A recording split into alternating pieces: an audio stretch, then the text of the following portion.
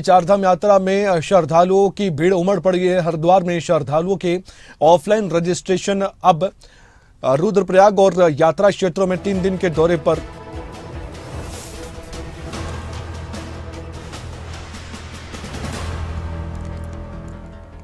चारधाम यात्रा को लेकर समीक्षा हो रही है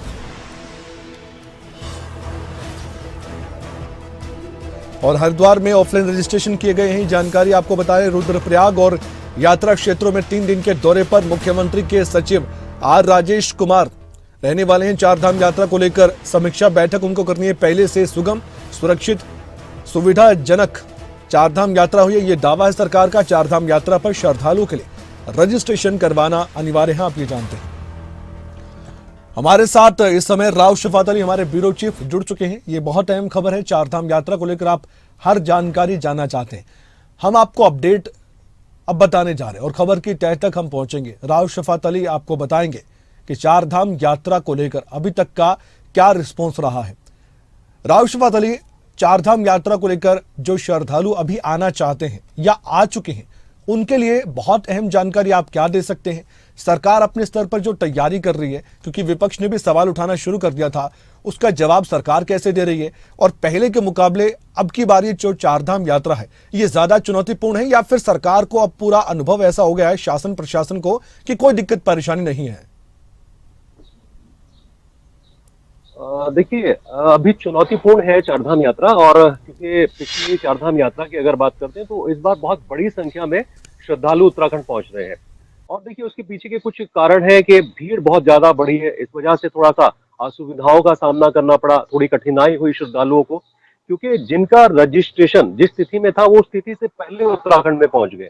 और आज क्योंकि कमल 11वां दिन है चारधाम यात्रा का, बहुत ज्यादा वक्त नहीं बीता है, लेकिन 11 दिन की अगर बात करें तो 4.5 लाख से ज्यादा श्रद्धालु अभी तक दर्शन कर चुके हैं। पिछले वर्ष की तुलना में ये आंकड़ा बहुत ज्यादा है।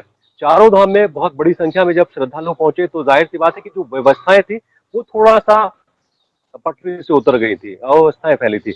लेकिन मुख्यमंत्री पुष्कर सिंह धामी लगातार समीक्षा बैठक कर रहे थे और हालांकि वो चुनावी प्रचार में बाहर थे कमल, लेकिन उसके बावजूद वो वीडियो कॉन्फ्रेंसिंग के जरिए और या फिर अपने कार्यक्रमों को स्थगित करके उत्तराखंड पहुंचे थे और दिशा निर्देश जारी किए थे। आज भी मुख्यमंत्री देहरादून में पहुंच गए हैं और अब से कुछ ही देर के बाद एक और समीक्षा बैठक होगी अलग अलग मुद्दों को लेकर और चारधाम यात्रा को लेकर।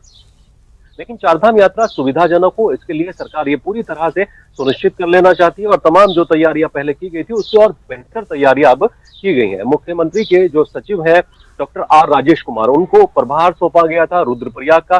वो 3 दिवसीय दौरे पर रहेंगे, भ्रमण पर रहेंगे। जो चारधाम से जुड़ी हुई समस्याएं हैं, यात्रियों से बात करेंगे, पेयजल की समस्या हो, स्वास्थ्य की समस्या हो, तो यहीं पर 3 दिन का उनका भ्रमण रहेगा अलग अलग क्षेत्रों में। तो श्रीनगर है, रुद्रप्रयाग है, गुप्तकाशी है, केदारधाम है और पहले से बहुत थोड़ा सा बेहतर हुई है यात्रा। अगर पिछले सप्ताह की बात करें तो बहुत ज्यादा अव्यवस्थाएं थी, लोग परेशान थे क्योंकि बड़ी संख्या में लोग पहुंचे थे, बिना रजिस्ट्रेशन के लोग पहुंच रहे थे, तो ये दिक्कतें थी। लेकिन अब रजिस्ट्रेशन को खोल दिया गया। कुछ समय के लिए 2 दिन के लिए ऑफलाइन रजिस्ट्रेशन को बंद किया गया था।